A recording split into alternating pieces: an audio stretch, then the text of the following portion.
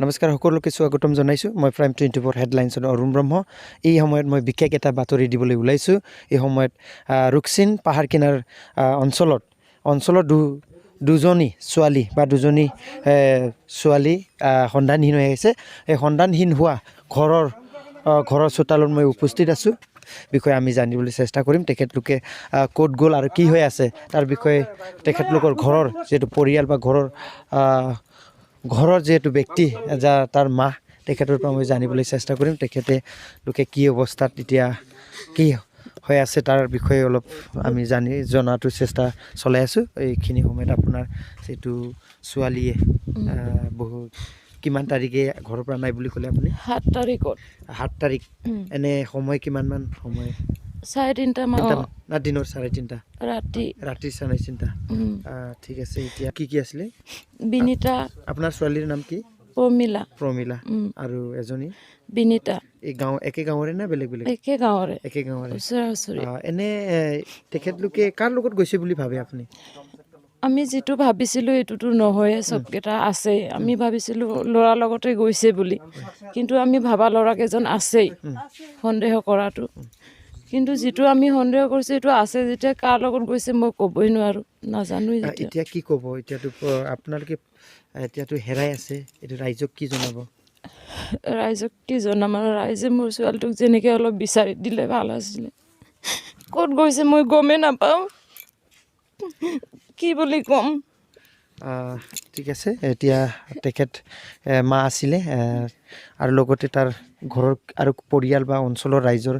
পৰাও আমি জানিবলৈ চেষ্টা কৰিম তেখেতলোকে আজিলৈ পুলিচ প্ৰশাসনৰ পৰা ব্যৱস্থা কি পাইছে আৰু কি লোৱা হৈছে তাৰ বিষয়ে আমি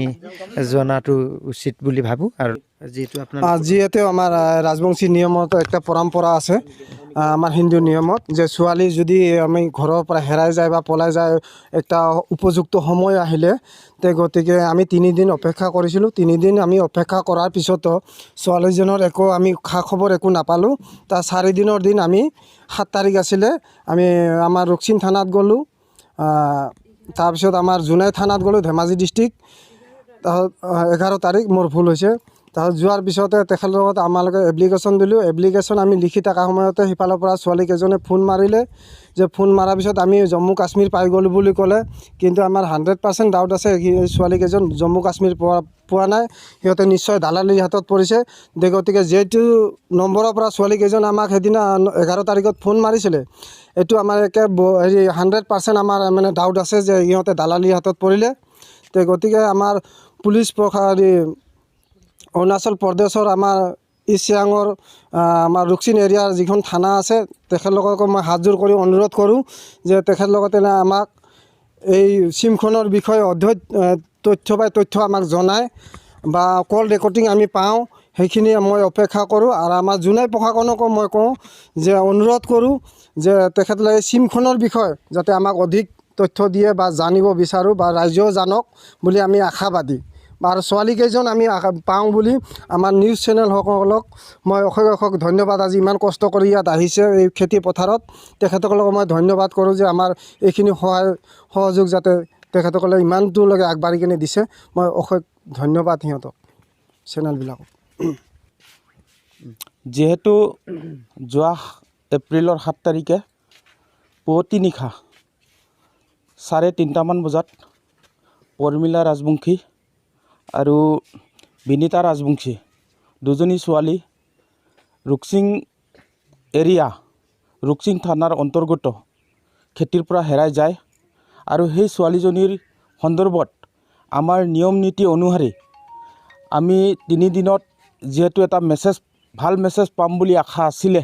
কিন্তু অথচ আমি মেছেজখিনি নোপোৱাত আমি ৰুকছিন থানা প্ৰশাসন আৰু জোনাই থানা প্ৰশাসনক আমি পৃথকে তেওঁলোকক এজাহাৰ দিছিলোঁ কিন্তু এজাহাৰ দিয়াৰ দিনাখন 11 তাৰিখে প্ৰায় 2টামান বজাত ছোৱালীজনীয়ে অন্য এটা নম্বৰৰ পৰা আমাক ফোনত যোগাযোগ কৰিছিলে আৰু সেই ফোন নম্বৰটো যোগাযোগ কৰাতে তেখেতলোকে আমাৰ লগত ছোৱালী দুজনী ভালদৰে কথাও পাতিছিলে পিছত আজিলৈকে তেখেতৰ যেহেতু যোগাযোগ কৰা নম্বৰটো আছিলে 8099 397317 নম্বৰত ফোন কৰিছিলে আমাক। কিন্তু তাৎপৰ্যপূৰ্ণ বিষয় যে সেই ফোন নম্বৰটো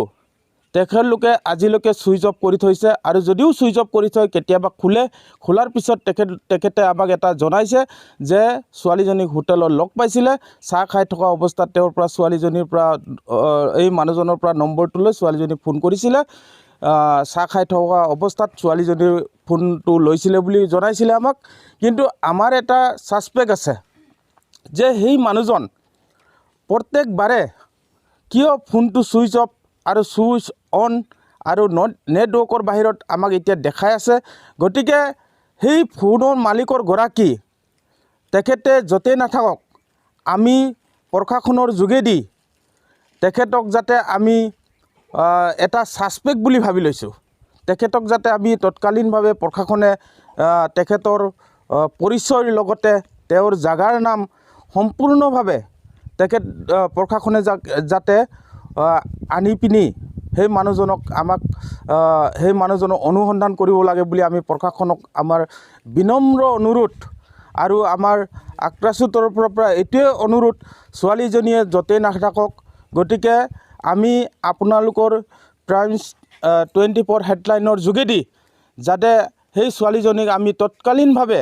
বা প্ৰশাসনে হওক কোনোবা ৰাইজে যদি তেখেতলোকৰ অনুসন্ধান আমি ফটো সহকাৰে আমি আপোনালোকৰ আগত ছাবমিট কৰিছোঁ। গতিকে সেই ফটো চাই যদি পৰিচয় চিনাকি হয় তেতিয়াহ'লে আমাৰ ফোন নম্বৰ হ'ল 9101323011। এই নম্বৰত যোগাযোগ কৰিবৰ কাৰণে আমি আমাৰ তৰফৰ পৰা আহ্বান জনাইছোঁ। আৰু এই সময়ত তেনেধৰণৰ কাহিনীবোৰ আগত হৈ আহিছিল নেকি, না এইটো প্ৰথম? এইটো প্ৰথম কাহিনী। হয়, কিবা একটা প্ৰশাসনৰ কিবা সুবিধা অসুবিধা আপোনালোকে কেনেধৰণৰ পাইছে? আমি প্ৰশাসনত যিহেতু আমি এতিয়ালৈকে আমি একো অসুবিধা দেখা নাই, কিন্তু আমি আমাৰ তৰফৰ পৰা আক্ৰাছুৰ তৰফৰ পৰা আমি জোনাই আঞ্চলিক কমিটি আৰু ডিষ্ট্ৰিক্ট কমিটিৰ তৰফৰ পৰা আমি দুয়োটা প্ৰশাসনকে, ৰুকছিং প্ৰশাসন আৰু আমাৰ জোনাই থানা প্ৰশাসনক, ভাৰপ্ৰাপ্ত আৰক্ষী বিষয়াসকলক আমাৰ